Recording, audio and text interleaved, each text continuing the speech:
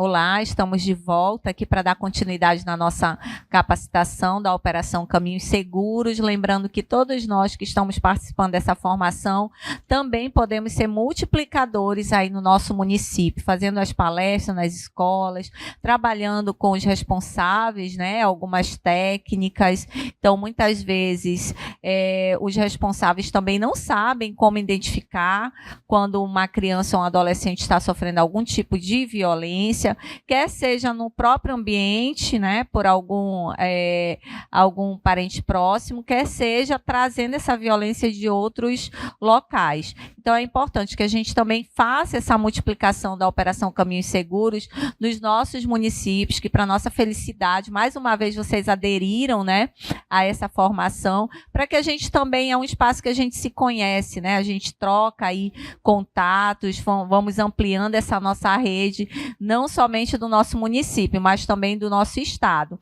Então, nós estamos aqui com a Marinélia, que é enfermeira da Secretaria Municipal de Saúde, vai contribuir conosco nessa fala sobre a ficha de notificação, a importância e o que é necessário.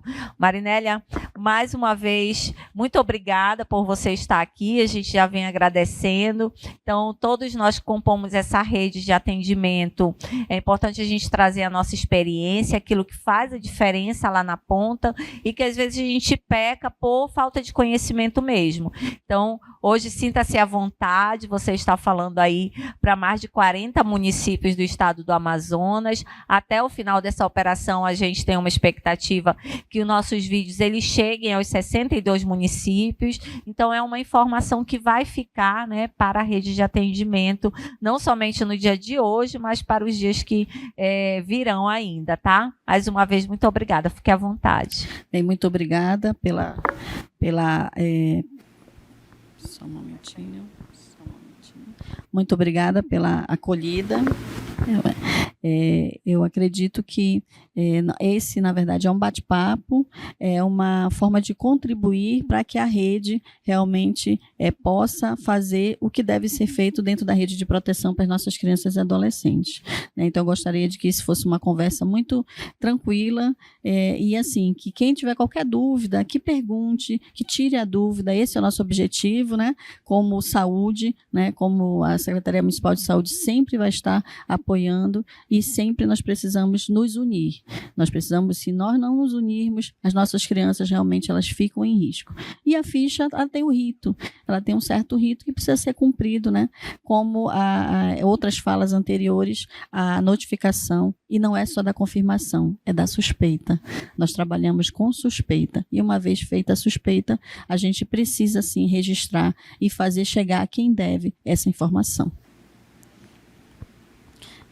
Bem, então eu vou começar, mas eu gosto, aqui é um bate-papo nosso sobre a ficha de notificação. Ela tem esse nome, né? Ficha de notificação de violência interpessoal e autoprovocada. Tá? Eu sou, como a Carolina já falou, sou Marinélia Ferreira, sou enfermeira epidemiologista da Ciência Manaus. E aqui, só para esclarecer, o que é essa notificação, né? Essa notificação na saúde, o que seria essa notificação, por que eu preciso fazer, né? Na verdade, ela é uma obrigatoriedade legal. Nós temos que fazer, a notificação não é uma opção, ela precisa ser realizada e ela visa principalmente que essa ocorrência de uma doença, de um agravo ou de um evento, no caso é um evento, a violência, eu preciso que esse caso ele seja assim registrado. Por quê? Porque eu preciso ter medidas de controle e prevenção. E se eu não tiver dados, se eu não tiver o registro dessa ocorrência, eu não vou conseguir trabalhar em cima das políticas públicas. No caso, a notificação de violência interpessoal e autoprovocada para crianças e adolescentes, ela deve ser feita em, no máximo, 24 horas da minha suspeita ou confirmação, que a gente chama que é uma notificação imediata. Então, isso é muito importante. E quem notifica, manda normalmente para a vigilância municipal do seu município, né? E daí ela também segue o rito, sendo criança e adolescente, para o conselho tutelar.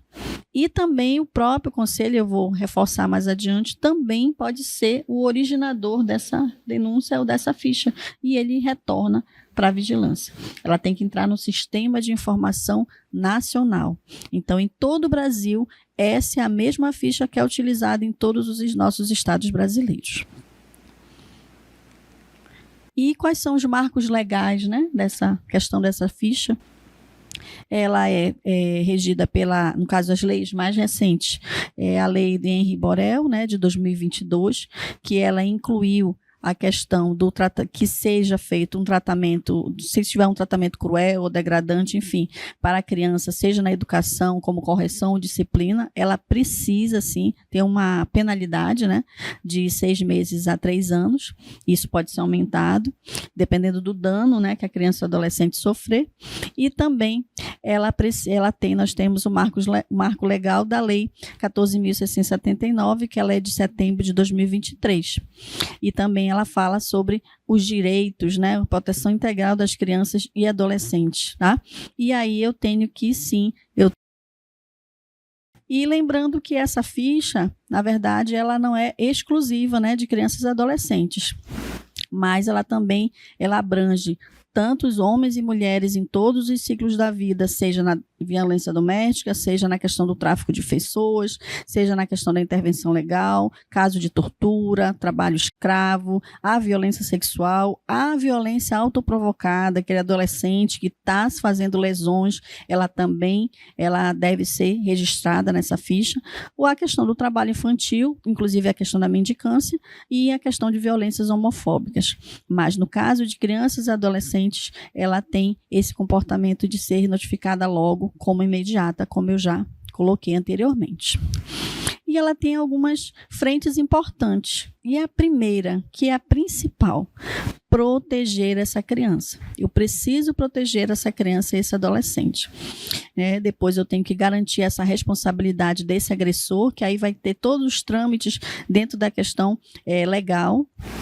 E também eu tenho que gerar dados para poder viabilizar as minhas políticas públicas de saúde. Se eu não tenho casos de violência ou não tenho casos dentro da minha rede, eu preciso preparar a minha rede para receber essa criança, esse adolescente. Mas para isso, eu preciso ter o registro. Se eu não tiver esse registro, eu não tenho como ter uma rede preparada para essa demanda. E aí, quem pode notificar? Na verdade, qualquer pessoa pode fazer a denúncia e ela pode, sim, se pronunciar, se ela presenciar ou testemunhar, enfim, se ela registrar, estiver próximo de uma criança ou adolescente, seja vítima de violência. Mas quem deve notificar nessa ficha, né?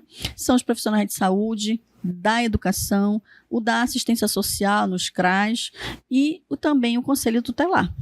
Lembrando que esses serviços fazem parte da rede de proteção. Então, esses locais, todos os profissionais, independente da categoria, devem notificar. E não precisa eu estar na frente, no caso, se for uma mãe que leva uma criança e que o profissional percebe que tem uma questão de uma violência, ele não precisa dizer para a mãe que ele está notificando. Ele precisa pegar as informações básicas, preencher a ficha, encaminhar para a rede de proteção. Eu não preciso necessariamente dizer para a criança, olha, eu vou te notificar, ou no caso para adolescente, eu não preciso. Mas eu preciso pegar algumas informações mínimas para poder essa ficha ter um mínimo de consistência para ser encaminhada para a rede de proteção. Eu não preciso informar, né, para quem está, porque é uma suspeita, não quer dizer que é uma confirmação. Por isso que é importante notificar sempre. E essa notificação, ela vai para onde? Para as vigilâncias municipais, né? No caso de Manaus, vai para os distritos de saúde e ela vai para alguns e-mails que são específicos e exclusivos dessas demandas. Por quê? Lembrando que toda e qualquer notificação de uma doença de notificação compulsória ou agravo ou ocorrência, ela é sigilosa. Então, não é um papel que eu tenho que ter um cuidado, um sigilo com essas informações. Eu tenho dados sensíveis, principalmente falando de criança e adolescente. E aí eu trouxe para vocês a questão dos e-mails dentro da capital Manaus, né? Eu tenho todos esses e-mails dependendo da área de abrangência de quem for, do estabelecimento que for notificar, se for uma escola da Zona Norte, Sul, Leste, Oeste ou Rural, eu tenho os e-mails específicos e em cada município eu tenho sim os meios de comunicação que são os e-mails das próprias vigilâncias municipais. Todos têm normas exclusivas e no caso desse, ele é normatizado pela nota técnica da Censa Manaus. E esse é só um exemplo de como funciona aqui na capital, Manaus, que segue esse fluxo de notificação apenas para vocês terem conhecimento. Isso está escrito, assim como nós temos essa normatização do município, na capital nós temos também a normatização no estado que abrange todos os municípios. E a ficha? Parece tanta coisa, parece assim que é mais um papel a mais que eu vou preencher. Não é. É uma informação extremamente importante que eu tenho sim que fazer esse registro e encaminhar para quem deve para a rede de proteção. Se eu não registrar, isso vai ficar como uma forma, eu vou até esquecer do que eu ouvi muitas vezes naquele relato, naquela suspeita. Tá? Lembrando, não precisa eu ter a confirmação. Eu preciso ter a suspeita. Nós trabalhamos sempre dentro da vigilância, da área da saúde, com a suspeita. E aí eu vejo a ficha com alguns campos, né? E esses campos eu preciso ver primeiro a data da notificação. Qual é a data que eu estou fazendo aquela comunicação, ou seja, a data que eu recebi aquele relato, aquele atendimento. Eu, como se for um profissional de saúde que estiver atendendo dentro de uma unidade básica ou de uma rede hospitalar, se for uma professora, uma pedagoga que viu essa situação, qual foi a data que isso aconteceu? Ou se foi no CRAS ou até mesmo no Conselho Tutelar. O próprio conselheiro pode sim fazer essa notificação. Eu tenho que colocar essa informação, é muito importante, porque nessa data de notificação eu vou saber mais ou menos há quanto tempo isso está acontecendo. Qual foi a data, né, dessa ocorrência, da violência, se está acontecendo. Eu tenho que saber também qual a data de nascimento daquela criança ou adolescente. É importante colocar dia, mês, o ano completo, tá? E também eu preciso colocar qual é a raça ou cor daquela criança, né? Como ela está cadastrada nos meus sistemas, seja da educação, seja da saúde, e também aí está em vermelho a questão do distrito de saúde, no caso da capital Manaus. Isso é importante para encontrar, né? For feito o processo de investigação e encontrar essa família. O endereço, normalmente, dessas crianças e adolescentes, se for no âmbito escolar, eu já tenho uma ficha com um endereço e é importante só confirmar se esse endereço é onde a criança mora. Você mora com a mãe? Qual é o seu endereço mesmo? Confirma para mim. Ou, não, eu estou morando com a minha avó. Qual é o endereço que você está morando? E colocar todo esse endereço completo, sem necessariamente estar verbalizando, eu estou fazendo uma ficha de notificação. Isso não é necessário, mas é importante que eu faça, até para não coibir ou até causar um certo temor na criança ou no adolescente. E aí depois eu tenho a questão no caso de crianças e adolescentes, sempre esse campo ocupação vai ser a questão do estudante, né? A não ser que ele já tenha mais de 18 anos, aí sim, que talvez ele tenha algum vínculo, né, de trabalho, mas normalmente se coloca como estudante. Lembrando que cada quadradinho desses, vocês podem observar, tem uns números e dizendo qual é o número que deve ser colocado no quadradinho. Esse quadradinho, ele não é para X, ele não é para marcar, para dar um cheque, não é para cobrir, ele na verdade, ele para você colocar o número daquela situação que mais cabe na questão da suspeita da violência dessa criança e desse adolescente. Então, por isso que previamente, antes de você identificar isso na sua escola ou no seu, na sua UBS ou no seu hospital, que você realmente leia a ficha, faça uma leitura dessa ficha. E caso tenha alguma dúvida, nós temos uma cartilha de orientação que está disponível no site, tanto do município, como do estado, como do Ministério da Saúde, se tiver alguma dúvida sobre o instrutivo de cada um desses campos. E outra coisa importante é saber se isso ocorreu outras vezes. Na conversa com a criança ou adolescente, ou se essa criança ou adolescente for levado por um responsável, por um amigo, pela mãe ou pela tia, eles relatam isso, se isso já aconteceu ou não, mas sempre lembrando, tendo muito cuidado nessa escuta, sempre deixar que a mãe ou a criança ou adolescente fale. No caso de estabelecimento de saúde, sempre a criança ela é acompanhada de um responsável. E no caso do adolescente, normalmente abaixo de 14 anos também, ele sempre vem com o responsável. Então, ter esse cuidado nessa pergunta dessa ocorrência. E aí eu venho com a questão do tipo de violência. O tipo de violência, ela pode não ser somente uma. Muitas vezes, ela pode ser uma violência física, acompanhada também da violência sexual, ou ela pode ser uma violência específica. Às vezes, casos de tortura, às vezes, o próprio caso da questão do trabalho escravo, da questão do trabalho infantil, ou pode ser uma negligência, essa criança pode ter sido abandonada e está na guarda de uma outra pessoa, que não necessariamente seja até a família. E a observação importante nesse campo é que onde se fala outros, que eu posso também marcar, mas aí eu tenho que colocar o que seria esse outros. E a gente convenciona que esse seria a tentativa de suicídio, a automutilação ou a autoagressão. No caso, isso é mais comum no adolescente. Ele pode, isso na verdade, muitas vezes é uma coisa que está visível e depois, por conta dessa tentativa de suicídio, que é o que você está vendo naquele momento, é descoberto outra violência que às vezes esse adolescente está sofrendo. Mas muitas vezes o que mais transparece, o que é possível suspeitar, às vezes é através até de uma automutilação.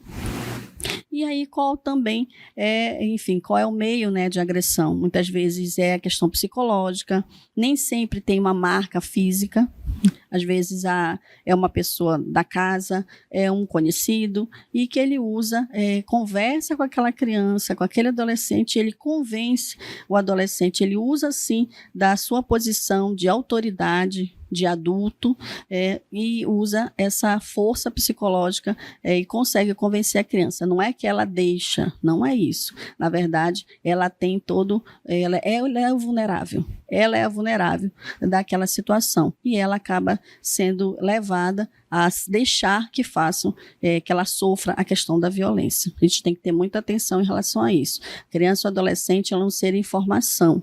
Ela não pode e não deve ser responsabilizada por tudo que ela faz e dizer que ela deixou. Tanto que até crianças, adolescentes com 14 anos, que vêm a ter a questão da gravidez, é considerado sim também, é notificado como violência. Porque não é considerado que uma adolescente até essa idade tenha maturidade suficiente para sofrer todas as consequências que aquela gravidez, que interrompeu o seu crescimento, que ela vai estar sendo sujeita e que ela está passando por aquilo. E aí eu tenho também os outros campos sobre qual é o procedimento que foi realizado com esse adolescente ou aquela criança. Isso é muito comum, principalmente dentro de um estabelecimento de saúde, se ela foi encaminhada, se foi feita uma profilaxia, principalmente dentro dos SAVs, ou de um serviço que faça o atendimento a essa criança ou adolescente. Mas eu sou a escola, eu não vou encaminhar, eu não vou ou vou.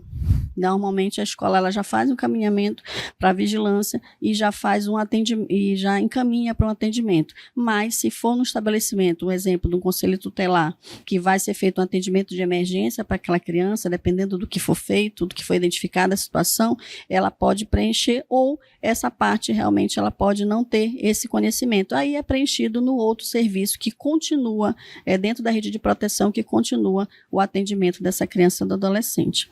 E também é importante colocar, se a criança ou adolescente ou quem estiver acompanhando souber qual é o vínculo, né? Isso é muito importante para a questão da rede de proteção, até para ver se é na casa que ela tem o agressor ou se é uma pessoa próxima. E se é pai, se é o padrasto, enfim, quem é? Se é a própria mãe, se é um avô, enfim, qual é o vínculo que ela tem de parentesco, se é um tio. ou até um vizinho dessa criança, desse adolescente que está sendo a causa dessa violência, e se é somente uma pessoa, ou se é um primo, junto com o tio, são primos que estão fazendo isso, ou enfim, ou são colegas de escola, no caso do bullying, quem são essas pessoas que estão cometendo essa violência contra aquela criança ou adolescente. E aí eu tenho também sobre a questão mais adiante, sobre os encaminhamentos, como eu falei, né, para onde, qual foi a rede que essa criança ou adolescente foi encaminhada, e também se eu tive algum meio, enfim, de comunicação, se no caso de acidente, né, se for um acidente com a questão de violência, se for uma pessoa, no caso, como eu falei, essa ficha não é só para criança e adolescente, também são para mulheres, né, então aí entra a parte de acidente de trabalho, que no caso para criança e adolescente não cabe, só se for um trabalho infantil. E aí eu tenho o encerramento. No momento que eu faço a ficha, eu já faço o encerramento naquele mesmo momento, tá? E se tiver alguma informação adicional que eu preciso colocar, eu também posso escrever nessa ficha, de uma forma sucinta, informações que não estão na ficha. Não precisa eu repetir exatamente tudo que está dentro da ficha. Eu só preciso colocar ali uma informação que não esteja contemplada, uma situação atípica que aquela criança esteja vivendo ou que configure o caso da suspeita ou confirmação da violência. E importante, no finalzinho eu tenho o município, né, que foi feito aquele atendimento, e o nome do notificador. Nessa ficha, única e exclusivamente, não precisa registrar o nome de quem está notificando. Não é obrigatório. Todas as outras fichas de doenças de notificação da saúde, elas precisam ter um notificador. Essa não. Justamente protegendo a pessoa que está fazendo essa notificação, seja o profissional da área da educação, seja da saúde, seja do conselho tutelar, seja do CRAS, justamente ele não precisa colocar o nome.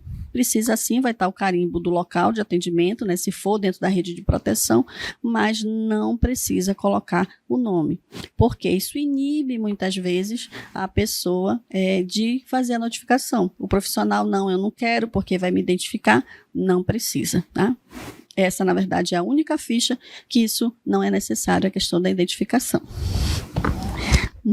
Informação muito pertinente, né, Marinélia? Porque já estive em alguns municípios e a gente sempre visitava os hospitais, as UBSs, para saber como é que estava a questão do atendimento, inclusive para esse acolhimento, né, às vítimas.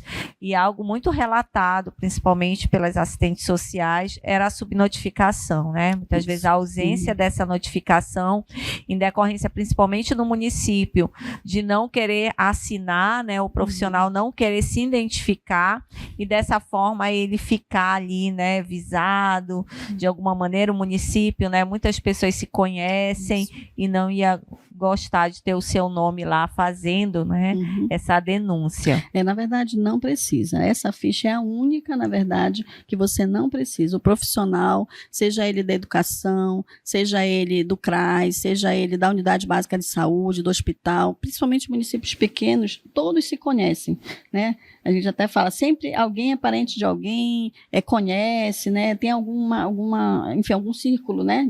Que frequenta, seja na igreja, seja na escola.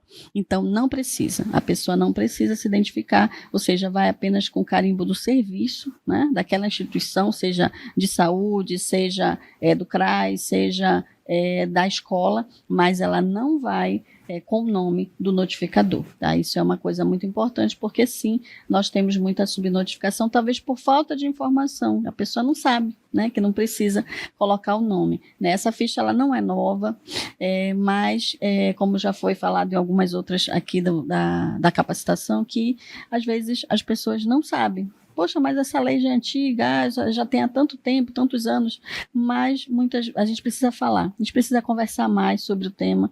É um tema que A gente no caso eu sou enfermeira, né, de formação, a gente quer sempre celebrar a vida. A gente não quer atender uma criança vítima de violência, uma adolescente, mas nós não podemos fechar os olhos. Se nós ficarmos calados, se nós fecharmos os olhos, eu estou só alimentando esse ciclo de violência. Eu tenho que ser rede de proteção.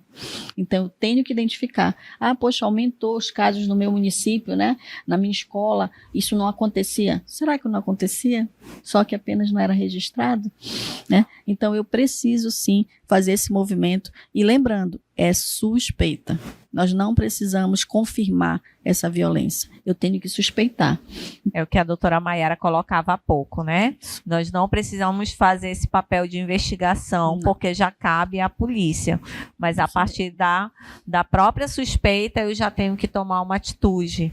Enquanto sociedade, enquanto também responsável, né? Porque nós estamos ali, aí a gente já fala da questão do servidor público, nós estamos dentro dos equipamentos públicos, nós estamos recebendo essa situação e nós temos a nossa obrigação. E enquanto sociedade, a gente lembrar mais uma vez da lei, né, em Borel, que nós também não podemos nos omitir diante de uma violência. Na verdade, nós temos que nós não podemos deixar para lá. Não é comigo, ou então eu não tenho nada a ver com isso. Nós temos sim, todos nós temos. E, em especial, a pessoa que está no papel de um servidor público, num serviço público, ela precisa sim fazer essa questão da notificação. Na verdade, qualquer cidadão, qualquer pessoa pode fazer a denúncia. Mas como essa é uma ficha mais estruturada, tem alguns ritos, nós designamos para tanto a saúde, que não é exclusivo da saúde, como eu coloquei, a escola. Na verdade, nós temos um grande parceiro na questão da escola. Hoje, né, as nossas crianças e adolescentes, eles passam, às vezes, mais tempo dentro do estabelecimento de educação do que, muitas vezes, dentro da própria residência, da própria casa, né? E nesses momentos, o professor, o educador, enfim, eles têm uma oportunidade ímpar de, nesse momento, poder, muitas vezes, identificar, às vezes muito mais do que a pessoa até da família, né? Às vezes na casa não passou despercebido, né, pela mãe, pelo pai, e às vezes a criança está sofrendo uma violência dentro, ou na própria casa, ou é de um vizinho, ou é de um parente, é de um primo mais velho, né? A gente tem que ter sempre muita atenção. Essa questão de que, meu filho tem que dar a privacidade, eu tenho que fechar a porta do quarto. Nós temos que sim, a privacidade, a criança, o adolescente, ele tem que ser respeitado, mas nós temos que lembrar que nós, pais, servidores, educadores, profissionais da saúde, conselheiros tutelares, somos a rede de proteção dessas crianças. E eles são muito frágeis. E nós que precisamos fazer essa proteção. Nós não podemos ficar de olhos vendados. E essa realmente é uma violência que acontece no silêncio. Ela é quase que invisível na maioria das vezes. Mas a criança ou adolescente dá sinais. E quando ela dá esses sinais, nós precisamos ter esse olhar diferenciado para poder, sim, fazer essa questão da notificação. Aqui só para a gente encerrar, que eu coloquei essa imagem aqui do Faça Bonito, né, que é dentro da saúde, a gente trabalha com essa fase, que o mês de maio é alusivo a isso, e nós temos sim que proteger. E olha que imagem bonita, é um sorriso, esse sorriso que nós queremos ver no rosto das nossas crianças e dos nossos adolescentes. Nós não queremos, mas para isso nós temos que protegê-los, e para isso eu tenho que notificar, eu tenho que registrar, eu tenho que ter a minha rede de proteção. Eu não posso dizer, é ruim para a minha escola eu estar notificando, é ruim para o meu estabelecimento de saúde eu estar fazendo essa notificação porque eu vou ser visível, eu vou ser visado. Não precisa assinar a notificação, eu preciso sim notificar a suspeita. E aí vai ter todos os trâmites legais que, como já foi falado, nós não vamos fazer a investigação criminal, nós não somos para isso.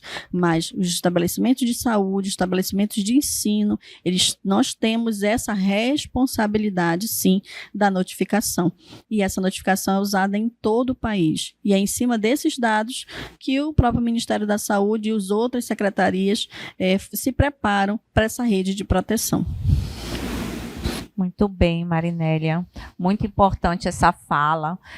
Trazendo aqui alguns números para vocês, né? Já trouxe no início, mas, por exemplo, os maus tratos, ele cresceu mais de 30%, né? O número de maus tratos contra criança e adolescente. 60%, aliás, tinham no máximo 9 anos de idade. Então, percebam, né? As crianças abaixo de 9 anos, até 9 anos de idade, são as que mais sofrem os maus tratos. Todas as setas, gente, em vermelho, né? Seu Anuário da Segurança Pública, todas apontando aí para um crescimento em todas as formas de violência contra a criança e adolescente. Quando a gente fala de agressão entre crianças no ambiente doméstico, cresceu 9,4% de 0 a 4 anos, 11,4% de 5 a 9 anos e de 10 a 13 anos, 2,6%. Então, todos os tipos de violência, infelizmente, cresceram. O abandono de incapaz, só para a gente elencar aqui, porque a Operação Caminhos Seguros, ela trouxe esse diferencial esse ano. Então, nós estamos abordando não somente a violência sexual contra criança e adolescente, mas todos os tipos de violência contra criança e adolescente. Durante a semana, vocês já tiveram aí a questão do trabalho infantil, né? Nós vamos ter, na segunda-feira, finalizando o nosso curso, os crimes cibernéticos, que hoje as crianças e adolescentes estão muito vulneráveis, principalmente os adolescentes, mas a gente não pode deixar as crianças fora desse apoio. Então, abandono de incapaz, abandono material, 34%, né? Pornografia infanto-juvenil cresceu 42%, exploração sexual infantil cresceu 24%, subtração de crianças e adolescentes cresceu 28,4%. Alguns tipos de violência, como eu falei no começo,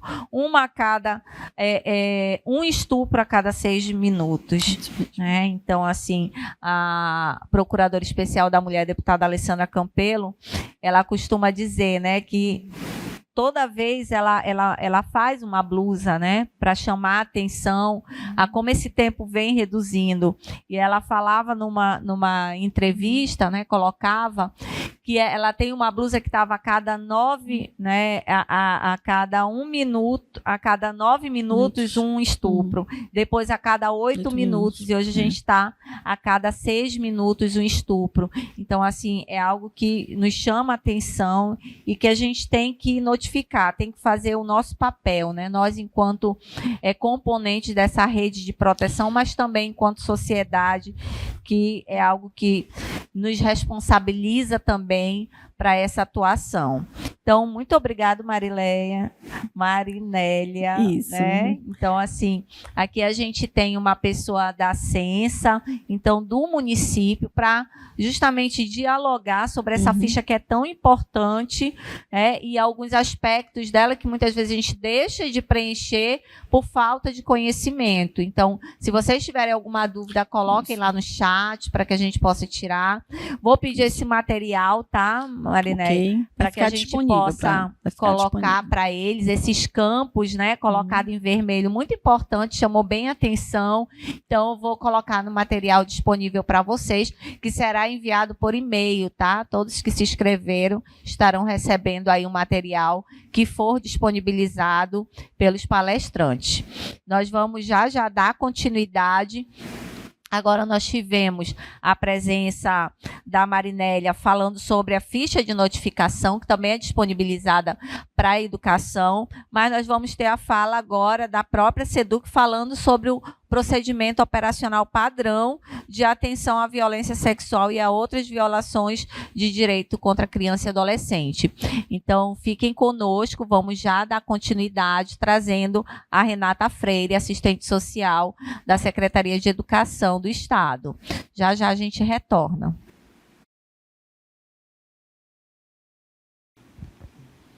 Olá, vamos retomar nossa formação, já estamos caminhando, né, com a última apresentação de hoje, e lógico, não menos importante, nós teremos aqui participando conosco a Renata Freire, assistente social da Secretaria de Educação, aqui da SEDUC, nós temos essa parceria que também compõe a Operação Caminhos Seguros, né, a Secretaria de Estado de Educação, e hoje a Renata vai trabalhar um pouco o tema com vocês sobre o procedimento operacional padrão de atenção à violência sexual e outras formas de violências, né, de violações de direito contra a criança e adolescente. Então, Renata, muito obrigada por você estar em mais esse momento, né? Já estivemos em outros momentos também, né, participando, porque a gente considera extremamente fundamental estar cada vez mais reforçando sobre essa notificação,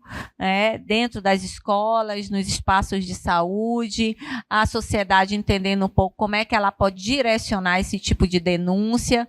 E a educação, a gente sabe que é o espaço que mais aparecem, né, os tipos de violência, aquele contato diário com a criança, o professor, a professora ali sempre observando, estando com ela, e inclusive nas suas ausências, né, notando essa ausência da criança e do adolescente.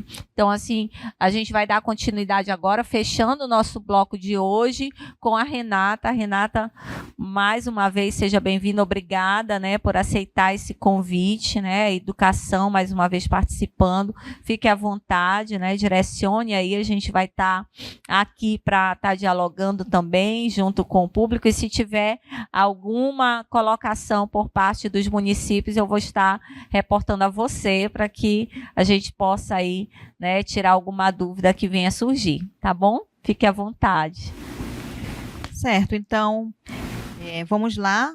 Eu agradeço desde já o convite. É um momento muito importante. Eu estava comentando aqui ainda há pouco que essas oportunidades, elas têm que acontecer realmente todos os anos, tem que entrar na agenda do mês de maio, né, e todos os meses do ano, para que possamos fortalecer as parcerias, alinhar o nosso trabalho, né, e, de fato, alcançar as crianças e adolescentes, que é o foco de toda essa campanha. Então, que seja um momento bem produtivo, né, e desde já fico grata pelo convite representando a Secretaria de Educação. Nós trouxemos hoje, para conversar com vocês, um pouco do trabalho que é feito desde 2021, já de uma forma mais sistematizada, embora a Secretaria sempre tenha trabalhado com essa temática. Desde 2021, nós adotamos um procedimento operacional padrão de atenção à violência sexual e outras violações de direitos contra a criança e adolescente. Ele se tornou um documento normativo da Secretaria, que está de conhecimento de todos os profissionais da educação, tanto na capital quanto nos municípios, e ele norteia todo o trabalho de atendimento e de notificação às situações de violência que são reveladas no ambiente escolar. Nós podemos verificar. Ok, então aqui nós temos o documento, né, vocês podem visualizar a capa, ele foi atualizado final de 2024, todos os anos ele passa por uma atualização, uma revisão. Essa revisão ela acontece com base nas informações que nos são repassadas pelas equipes psicossociais, das coordenadorias, as equipes pedagógicas, que vão trazendo outras dúvidas, situações que vão acontecendo no ambiente escolar, situações novas. Então, nós buscamos sempre atualizar essas informações para trazer para os profissionais da educação. Ele já foi encaminhado para as coordenadorias via e-mail institucional, mas nós temos esse QR Code também, onde qualquer pessoa, né, da sociedade pode, de fato, baixar esse documento e ficar a par do que a Secretaria de Educação vem desenvolvendo no sentido de proteger os direitos das crianças e adolescentes. O objetivo desse documento é informar, orientar, estabelecer procedimentos adequados quanto ao processo de acolhimento, o registro e a notificação à rede de proteção dos casos de violência sexual e outras violações de direitos, né? Ainda há pouco nós estávamos ouvindo aqui, e é muito interessante, que a Operação Caminhos Seguros agora ela traga as outras demandas que não sejam só a violência sexual, porque geralmente a violência sexual ela está relacionada a outras formas de violação de direitos. Então, com base na Lei 13.431 de 2017, esse documento ele trata das questões da violência física, violência psicológica, violência sexual e também a violência institucional, no sentido de evitar a revitimização dentro do ambiente escolar. É uma situação que nós temos trabalhado muito com os nossos profissionais, debatido bastante nas nossas formações, no sentido de minimizar cada vez mais esse tipo de demanda, de situação. O marco legal desse documento, nós destacamos 3, mas tem muito mais, com certeza, principalmente o Estatuto da Criança e do Adolescente, a Lei 14.344 de 2022, conhecida como Lei Henri Borel. É muito importante falar sobre isso, porque são questões, às vezes, da violência doméstica e familiar que vem repercutindo no ambiente escolar. E é lá que as crianças e adolescentes acabam revelando. Então, por que a gente traz essa lei que trata da violência doméstica? É porque na escola que a maioria das crianças e adolescentes passa, a maior parte do seu tempo durante o ano. Praticamente 10 meses, 11 meses do ano, aquele estudante ele está ali todos os dias na escola. Então, acaba se tornando um lugar onde ele cria laços de confiança e onde ele espera, de fato, que ao fazer uma revelação, ele tenha um cuidado, ele tenha um acolhimento, e tenha um encaminhamento daquela demanda, uma vez que, muitas das vezes, dentro de casa, ele não recebe o apoio ou, enfim, o cuidado que ele deveria ter. Além dessa legislação, nós temos também a Lei 14.679, agora de 2023, é uma lei que altera a Lei de Diretrizes e Bases da Educação Nacional. Ela inclui a proteção integral dos direitos das crianças e adolescentes na formação dos profissionais da educação, né? Olha como é muito importante isso, porque leva de volta para a academia um debate, né, uma temática muito importante, porque quando os professores saem da graduação e entram nas escolas, eles se deparam com essa realidade e, às vezes, é muito chocante. Então, a gente traz essa legislação e também considerando que os nossos profissionais já estão na rede, já estão graduados, pós-graduados, né? Nós trazemos essa formação também através de várias oficinas, através de várias reuniões técnicas, para sempre atualizar o conhecimento também dos professores.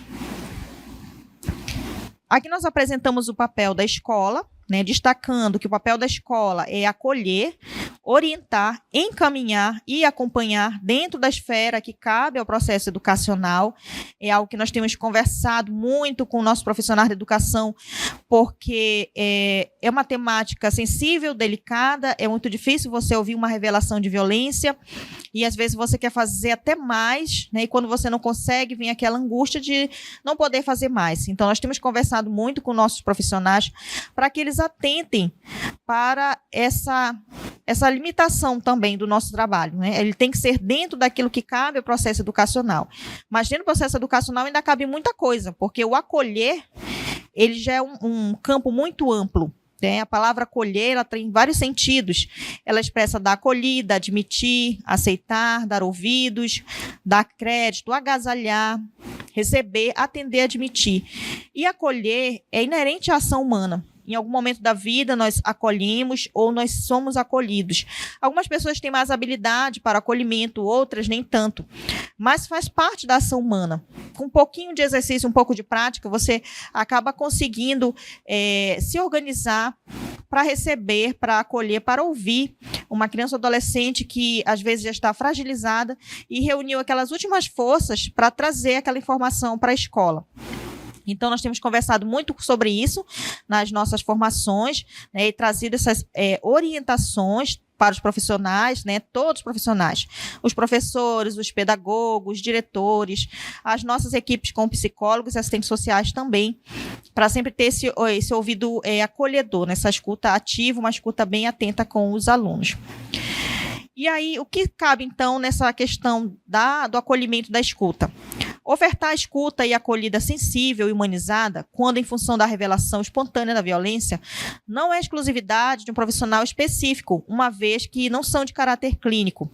É muito importante também salientar que na educação, o nosso trabalho é o acolhimento, é um atendimento inicial, mas o cuidado da questão da violência sexual, ela exige um trabalho técnico mais especializado, e existem serviços para isso dentro da rede de proteção. Então, essa primeira escuta, esse acolhimento, ele pode acontecer dentro da escola, por um professor, por um pedagogo, né? Não precisa ser exatamente um atendimento clínico, mas após isso existe uma orientação para que, de fato, essa situação seja encaminhada para a rede de proteção com serviços especializados. Nós destacamos aqui alguns passos que devem acontecer nesse momento do acolhimento. Tem muito mais, né? Dentro do documento que eu falei inicialmente, vocês vão encontrar todo um passo a passo do que fazer nesse momento do acolhimento, mas eu destaco esses 4 pontos aqui. Primeiro, ouvir de forma atenta e calma, né? Sem interromper o relato livre. Já é um esforço muito grande aquela criança ou adolescente organizar o seu pensamento para trazer os fatos que ele considera importantes e o fato que ele consegue naquele momento revelar. Então, respeitar esse momento da fala, respeitar o silêncio, acolher também o momento do choro, porque acontece, respeitar o momento e com muita atenção para que depois você possa fazer um registro sobre isso, né, e também depois comunicar de maneira empática e clara para essa criança o dever de informar as autoridades competentes, né, porque do segredo, do não contar, isso ele já ouviu com certeza do abusador. Cabe a nós dizer que certas situações elas não devem permanecer em segredo, porque elas estão violentando aquela criança, elas estão violando o direito daquela criança, elas estão prejudicando o desenvolvimento dela. Então, é preciso dizer para aquela criança que essa é uma situação que deve ser encaminhada para outras autoridades competentes, além da escola, para que sejam tomadas as providências. Assim como também a comunicação aos seus pais ou responsáveis, porque também cabe a eles, né, o dever de cuidar, de proteger e de prevenir de qualquer forma de violação de direito. Claro que cada situação é uma situação. Nós sabemos que, em muitos dos casos, a família, infelizmente, ela tem conhecimento e não toma providências. Então, quando nós temos casos mais complexos, nós temos feito a orientação para a equipe das escolas, né, da gestão escolar, que eles sempre entrem em contato com a equipe psicossocial da sua coordenadoria, ou que entrem em contato conosco, da coordenação de atenção à saúde psicossocial, para que tenha uma orientação do melhor passo a ser feito, no sentido de proteger, resguardar tanto essa criança ou adolescente, quanto a própria equipe escolar, né? Porque são muitas situações, nós sabemos que tem situações que podem colocar em risco também a vida dos profissionais da educação, então cada situação ela merece uma orientação específica. Um outro ponto que nós temos trata de proteger a identidade dessa criança ou adolescente, manter o sigilo e comentar somente o necessário para o encaminhamento do caso. Antes de ter essas orientações no documento, nós tivemos algumas situações um pouco complicadas, né? Onde a criança ela chegava na escola, onde ela contava, e depois aquela história acabava se espalhando pelos corredores, de algum modo, né? Que nós desconhecemos. A partir do momento que nós estabelecemos esse procedimento operacional padrão, existe uma orientação para que, uma vez que a criança revele isso ao professor, ou ao pedagogo, ao diretor, nada mais seja comentado nem em reunião de professores e para outros alunos da escola, nenhuma situação seja mantido em sigilo, e somente aquilo que cabe, né, ser comentado, ele deve ir em relatório para a rede de proteção para que ele também possa tomar as providências, né? Alguns casos que exigem procedimentos em relação à parte pedagógica, então sim é conversado com alguns professores, porque algumas crianças elas acabam tendo que ser afastadas do ambiente escolar por um determinado período, e aí nesse sentido a escola precisa se organizar para fazer um atendimento específico, né, um plano de estudo para aquela criança ou adolescente, para que ele não venha a ser prejudicado. Então tudo dentro do estritamente necessário, né, sempre visando preservar o sigilo da criança. Um outro ponto trata da questão reiterar, né, para essa criança ou adolescente que ele ou ela não tem culpa pelo que aconteceu, uma vez que cabe ao adulto o dever da proteção, né, o dever do cuidado é do adulto.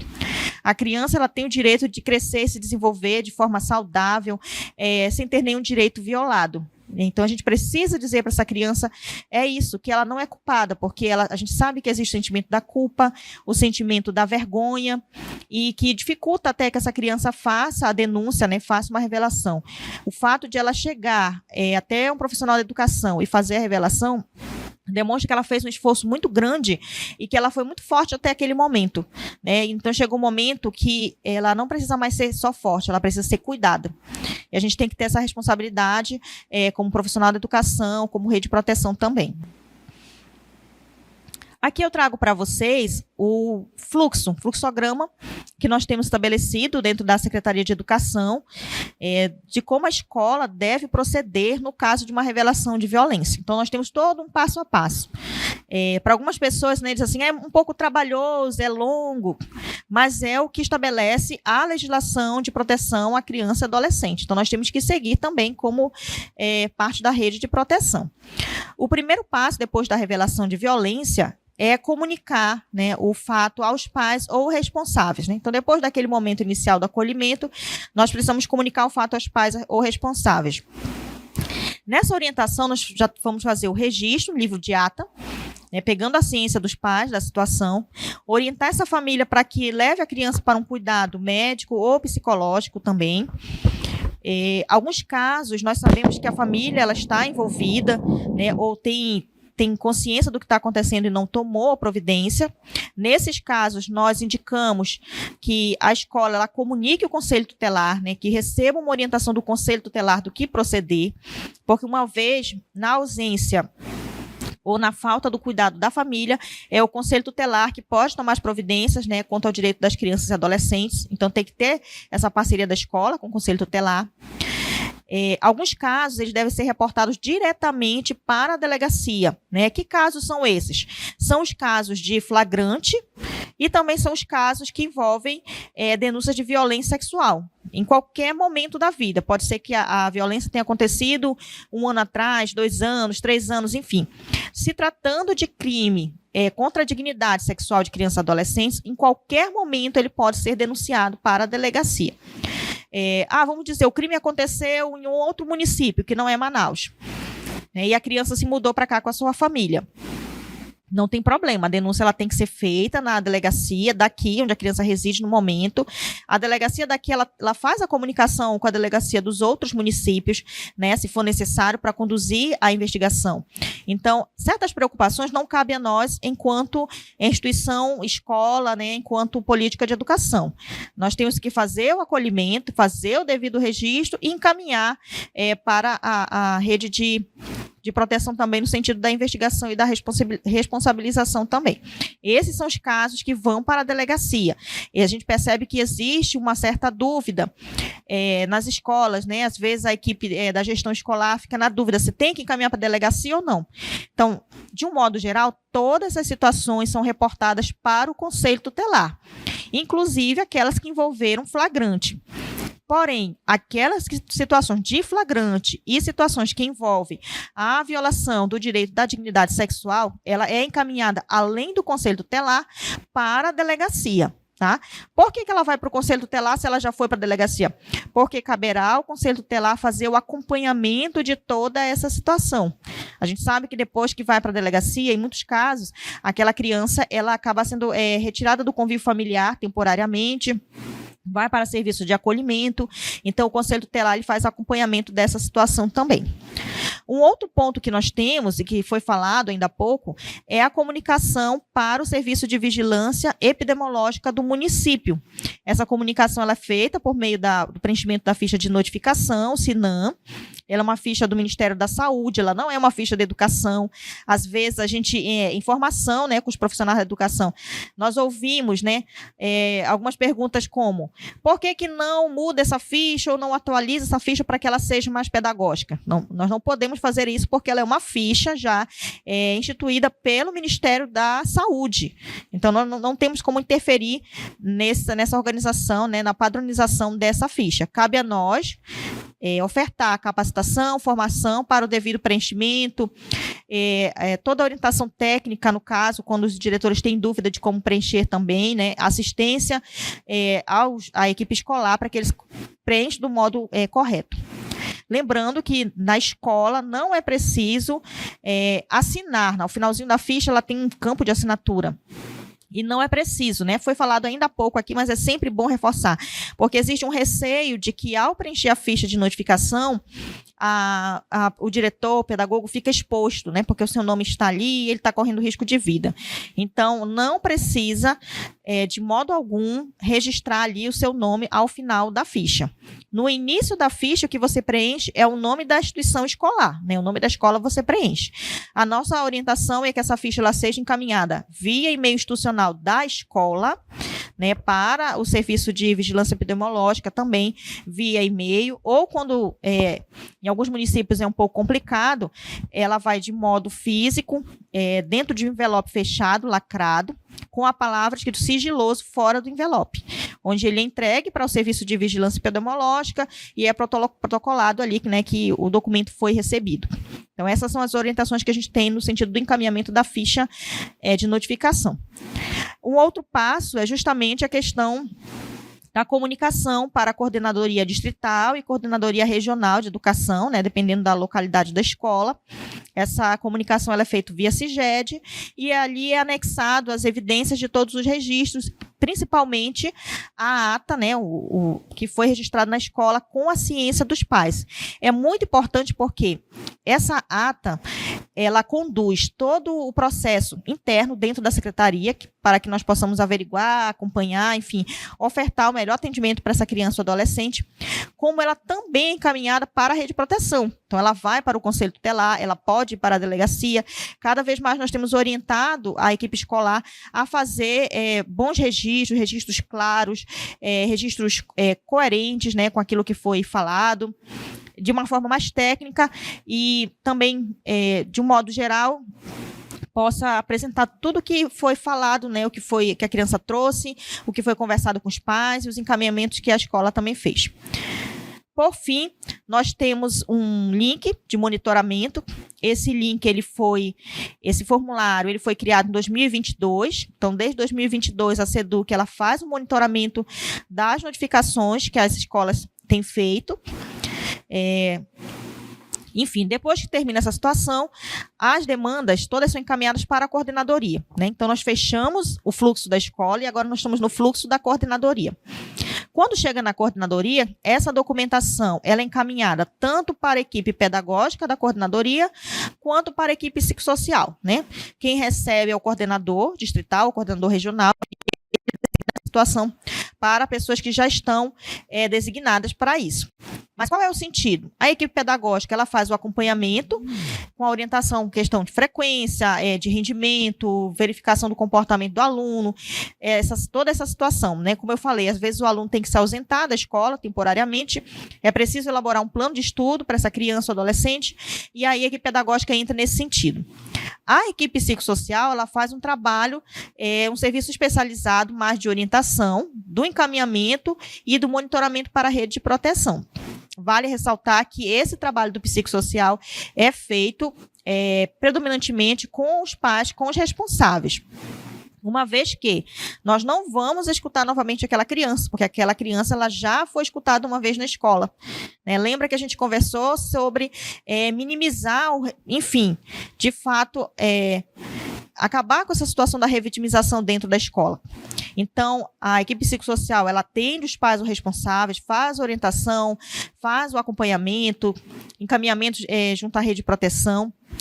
Pode ouvir a criança ou adolescente? Pode, mas não mais naquela demanda da violência que foi revelada.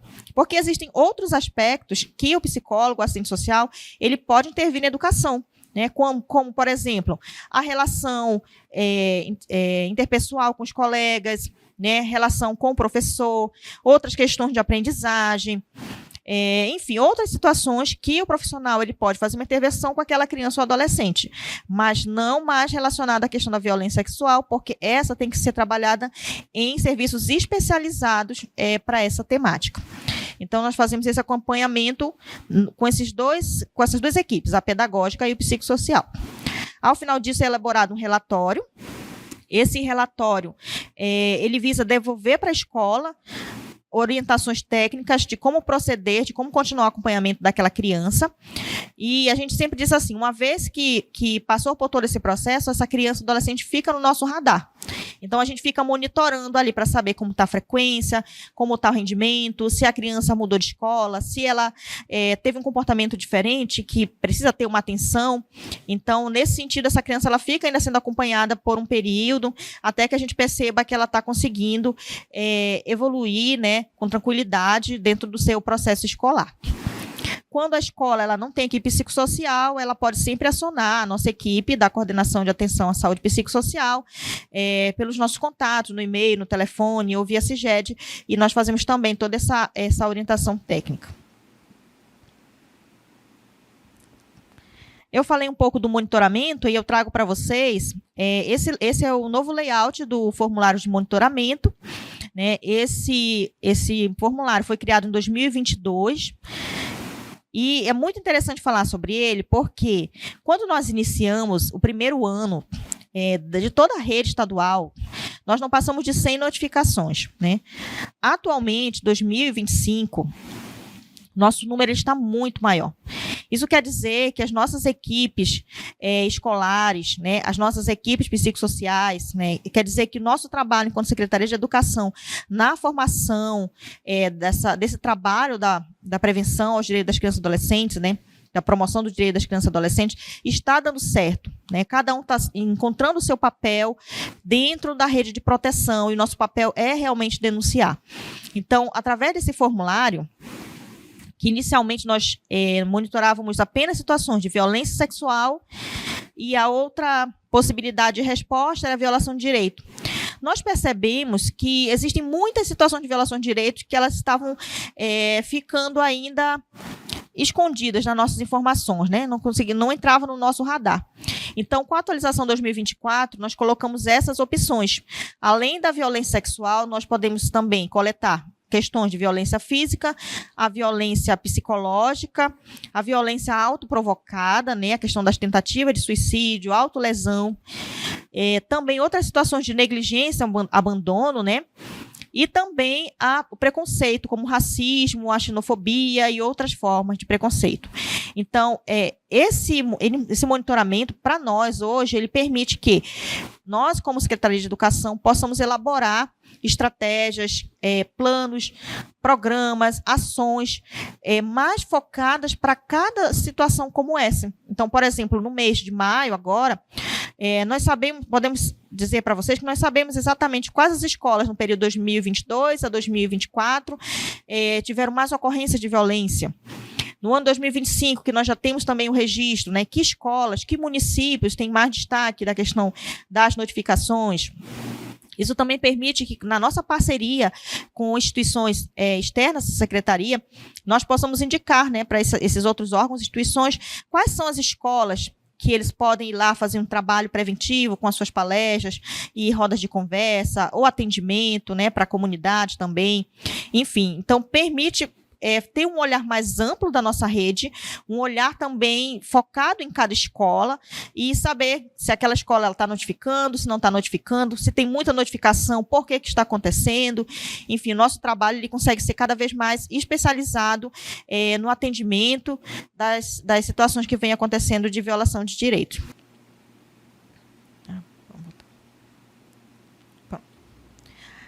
Também nas nossas formações, nós trazemos sempre o contato, né, onde denunciar. Como a vida escolar ela é muito dinâmica, né, as coisas acontecem sempre muito rápido, nem sempre dá para acionar outras equipes externas. O diretor ele precisa ter em mão também os contatos de onde fazer suas denúncias. Então, nós trazemos o contato da Semasc Manaus, é um contato, né, gratuito, então os diretores podem ter informações sobre questão de conselho tutelar, questão sobre direitos humanos, enfim, outras situações.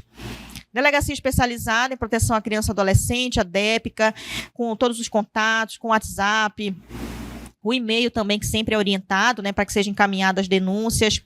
Secretaria de Segurança Pública, por meio do 181, 190 também.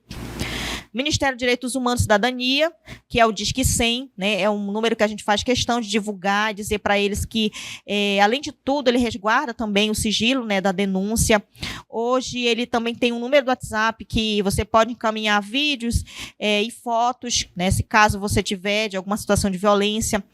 essa denúncia, uma vez que ela chega no Ministério de Direitos Humanos, ela é encaminhada para os estados, para que os estados tenham conhecimento e possam tomar suas providências. É um número muito eficiente, né, que nós temos que trabalhar muito nessa perspectiva mesmo de promover o conhecimento desse contato. E eu vou trazendo para finalizar, porque, enfim, a nossa temática ela é uma temática dura e difícil, né? Não vamos dizer que é fácil, você está dentro da escola, preparou a sua aula, você se organizou para uma atividade educativa e aí, de repente, vem uma situação de revelação de violência. Então, no ano de 2023, em parceria com a Fundação de Vigilância e Saúde, a Secretaria de Educação promoveu um concurso de desenhos e poesias que hoje fazem parte dessa cartilha, né? Cunhantã, Curumim e a Flor. Está no site da FVS, qualquer pessoa pode baixar essa cartilha. E aí nós premiamos 10 alunos que fizeram, né, aí as poesias selecionadas, e 10 alunos com poesias e 10 alunos com desenhos, que trouxesse a temática da violência sexual. E ela foi intitulada Rio Amazonas, né, a fim de proteger o sigilo do estudante. E eu vou ler para vocês. Hoje vou usar dessa poesia para lhe informar que temos uma missão de a todos conscientizar, seja na escola ou no grupo familiar. Nossas crianças temos que preparar, ensinando desde pequenas que nem tudo pode aceitar. Seja pai, tio ou avô, tem que seu limite impor. E se não tiver com quem falar, pode o seu professor procurar. Pois muitas vezes, por falta de instrução, muitas crianças que passam por essa situação não sabem a quem recorrer, com medo do que possa acontecer. Instituições de ensino e educação, vamos prestar mais atenção, apoio às crianças oferecer, para a justiça assim prevalecer. Finalizo por aqui, mas tenho algo a pedir, sem violência ou retaliação por parte da população. E a Deus proteção por essa geração. Essa poesia ela foi elaborada por um estudante da nossa rede estadual. E vocês podem perceber na palavra, né, desse estudante como ele faz um pedido para que, de fato, haja denúncia. Como ele recomenda a escola como espaço de proteção, né? Quando ele diz, faça denúncia para o seu professor, é porque ele confia que o professor vai acolher e vai encaminhar para onde seja mais adequado resolver, né, essa situação, essa demanda. E ele também pede, né, da proteção. É muito interessante isso, né? A proteção da comunidade local, porque muitas das vezes as situações que acontecem nos municípios, elas se tornam complicadas, porque as informações elas vão sendo repassadas, né, sem o sigilo, e aquela criança ou adolescente acaba ficando ali numa situação desprotegida.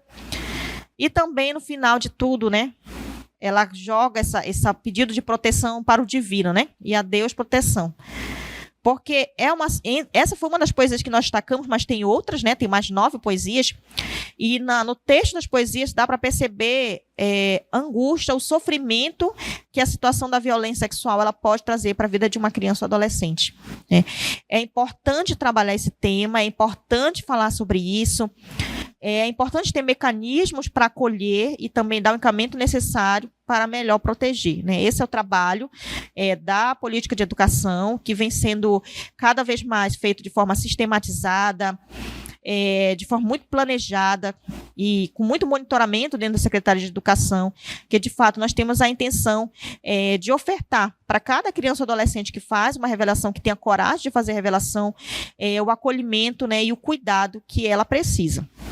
Aí eu trago para vocês aqui os contatos que são da nossa coordenação de atenção à saúde psicossocial. Então, pode ser encaminhado tanto e-mail, quanto entrar em contato conosco pelos telefones, no sentido de ter uma orientação técnica, seja, né, a gestão escolar, se precisa de uma orientação técnica, a própria comunidade, quando tem dúvida, quando quer saber alguma informação nesse sentido. Então, aqui estão os nossos contatos, que nós deixamos à disposição de todos que estão acompanhando e que pode ser divulgado também para toda a sociedade. É isso que eu trago hoje para vocês, né? Enquanto trabalho de Secretaria de Educação, nós acreditamos que a cada dia nós estamos avançando nessa perspectiva do cuidado e da proteção dos direitos das crianças e adolescentes. Obrigada, Renata, mais uma vez.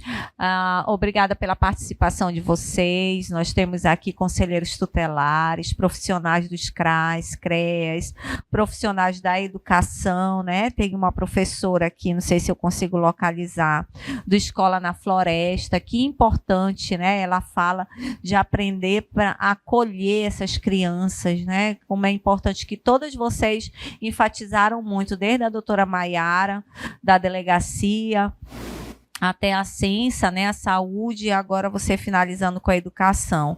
Então, nós estamos tendo a participação muito grande aqui, Japurá, Carauari, de unidade hospitalar. Olha aqui, a Lohane, enfermeira da unidade hospitalar de Carauari.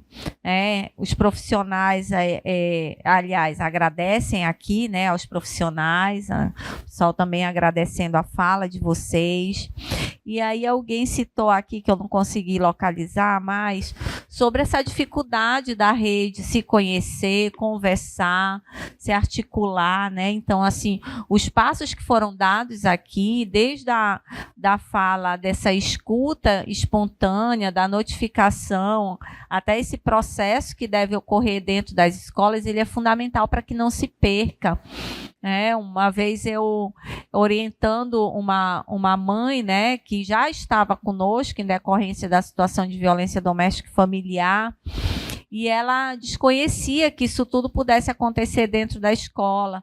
Aí eu disse, sim, você tem que se reportar, e a gente orienta e faz com que essas informações não se percam, para que esse apoio à criança ou ao adolescente não se perca também dentro da escola, né? Para que dê continuidade. O que a Renata traz é a seriedade de um trabalho que já vem sendo construído há muito tempo, né, Renata? Então, assim, esse fluxo, ele acontece, ele vai dando sequência, mas começa aí na escola, começa aí no centro de saúde, começa a partir de quem ouve esse relato da criança e do adolescente, a situação de violência que ela traz. Então, assim, muito obrigada, Renata. E a questão da rede, a gente tem que continuar fortalecendo, né? A gente precisa se conhecer realmente. E o que a Renata falava no começo da Operação Caminhos Seguros é algo que a gente fala em toda reunião.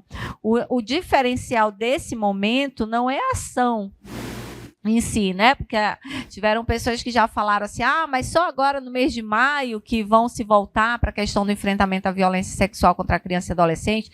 Na realidade, nós fazemos esse trabalho diariamente, cada um dentro do seu espaço. Mas esse momento de maio, a Operação Caminhos Seguros vem trazer esse diferencial para tentar unificar a rede, né? Então, os grupos, eles não se desfazem, eles permanecem ali para que a gente saiba onde que a gente pode se socorrer. Dentro dessas formações, a gente percebe que nós não estamos sós. A partir da denúncia que é feita, existe todo o desencadeamento que outros atores, né, vão entrando, vão participando, então vão tendo a sua atribuição. O que é importante é eu fazer a minha parte. Eu preciso startar aquilo que veio até mim. Se eu recebi a denúncia, eu preciso preencher o protocolo, eu preciso dar continuidade. A outra parte, a SEDUC vai continuar, ou a Censa, ou a delegacia, cada um dentro do seu, né, do seu âmbito de atuação profissional. Então, é assim que a rede funciona, cada um atuando dentro do seu espaço, mas não deixando a rede, né, quebrar, né? Não deixando esse elo se quebrar, mas pelo contrário, a gente dando essa continuidade.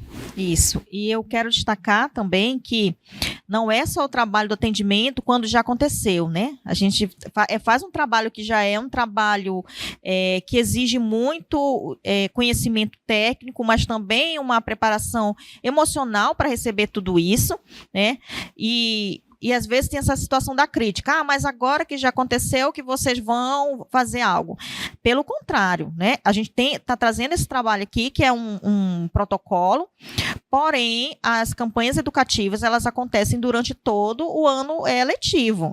Elas são intensificadas no mês de maio, mas durante todo o ano letivo, elas são trabalhadas nas escolas, com outros projetos que nós temos. Por exemplo, na nossa coordenação, nós temos um projeto chamado Adolescer, que esse projeto ele fala justamente da prevenção à gravidez na adolescência, né? E quantas situações acontecem da gravidez na adolescência, por incrível que pareça, nos dias de hoje, pela falta do conhecimento de noções básicas da prevenção. Sabe? Então, proteger o direito das crianças e dos adolescentes é também trazer informação correta para que eles possam cuidar de si, né? Para que eles possam exercitar a autoproteção. Nós temos outros projetos também, como da questão da cultura de paz, que aí fala das outras questões de violências, né, como o bullying, enfim. Tudo isso também vai ao encontro da promoção do direito das crianças e adolescentes, né? E esse ano, na 2025, com base todo esse monitoramento que nós fizemos, né, e também na intenção da Secretaria, nós estamos organizando material educativo para também formar, né, capacitar as nossas equipes psicossociais, para levar também para as nossas escolas, para realizar ações junto aos estudantes, tudo muito bem preparado com muito carinho, né, tanto para o segmento dos anos iniciais, como os anos finais, e também para o ensino médio, levando esse trabalho da autoproteção, do conhecimento dos seus direitos, né, enquanto uma pessoa, um processo de formação, um processo de desenvolvimento, que é a criança e adolescente. Então, nós temos, sim, um trabalho todo organizado nesse sentido, que está sendo, vamos dizer, nesse mês, colocado mais em foco. Mas, durante todos os meses do ano, as nossas escolas realizam campanhas educativas, nesse sentido, sempre da proteção do direito das crianças e dos adolescentes. Muito bem, Renata. Essa atividade preventiva ela é extremamente necessária e nós compreendemos também as faixas etárias, né? Eu, enquanto uma pessoa que palestro para um público adulto ou adolescente, tenho que saber que é uma dinâmica diferente você abordar. E assim, já venho fazendo um trabalho com a SEDUC, com outros departamentos há algum tempo, e algo que a educação traz diferencial é esse cuidado, né, dessa fala, desse material que vai ser abordado, que a gente sabe que a educação ela já vem trabalhando isso há algum tempo. Então, não é de qualquer forma que é colocado esse material para as crianças, para o público, né, adolescente. Então, a gente tem que ter esse cuidado, tem que se apropriar também desse material. Eu não sei se a gente tem algum site, Renata, ou algum material que pode ser disponibilizado, que se tiver, nós vamos disponibilizar para os cursistas. Ainda nesse momento ainda não, né? Mas aí eu trago um spoiler para vocês de novidades. Na próxima semana, né, vai ter sim um lançamento oficial da Secretaria de Educação. Então, vai ser divulgado toda uma agenda de trabalho, enfim, os materiais que nós estamos elaborando já estão quase prontos. Tem muita coisa legal vindo por aí. E aí, assim que tiver tudo já divulgado, né, de forma oficial, com certeza nós vamos poder sim fazer essa disponibilização para toda a sociedade, né, e também para a Operação Caminhos Seguros.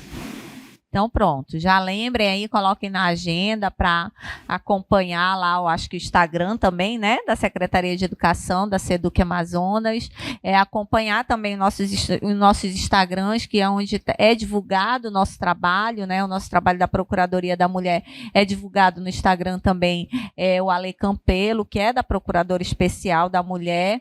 Assim, que a gente possa se manter mais próximos uns dos outros e saber o que está acontecendo, né? Quais são os trabalhos que estão sendo realizados.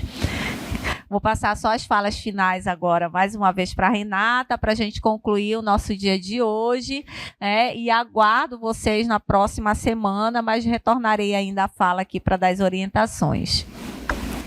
Perfeito. Então, a mensagem que nós deixamos para todos os profissionais da educação, para quem está nos acompanhando agora, é que o trabalho que você pode ter de fazer uma denúncia, de fazer uma notificação, ele pode parecer uma gota no oceano, né? O que isso vai mudar, né, em toda essa situação de violência que a gente vive dentro da sociedade? Aparentemente, ele não muda muita coisa, mas ele muda. ele muda para uma pessoa, ele muda para aquela criança ou para aquele adolescente que está passando por uma situação de violência. Você consegue mudar a vida daquela pessoa a partir do momento que você faz uma denúncia. Você poderia também se omitir e não fazer. Como é que você ia dormir? Como é que você ia colocar sua cabeça no travesseiro, sabendo que uma criança ou adolescente pode estar vivendo um momento de violência dentro de casa? Então, eu deixo para cada um de nós essa reflexão. A gente pode fazer, sim. A gente pode fazer pouco, mas esse pouco pode ser muito para alguém. Né? E, enquanto agentes, como servidores públicos, é nosso dever. Né? É nosso dever seguir os procedimentos recomendados, fazer as denúncias e fazer os encaminhamentos. Acredito que o trabalho de cada um, né, juntando, né, somando forças, a gente consegue chegar mais longe e promover, né, essa proteção das crianças e adolescentes.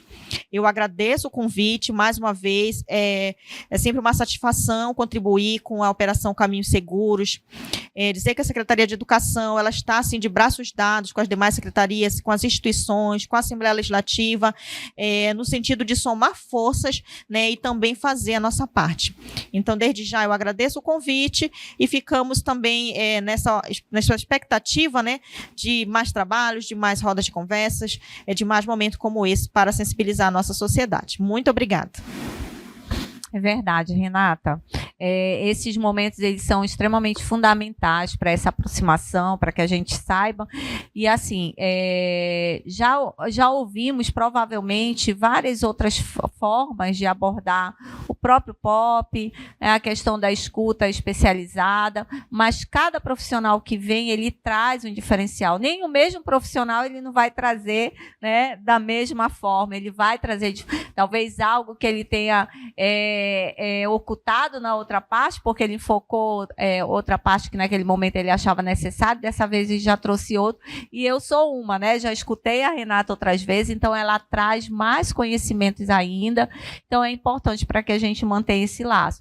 Gente, muito obrigada, não esqueçam de sempre participar no chat de cada dia, colocando o nome, o município, é importante para que a gente saiba onde que nós estamos chegando, tá?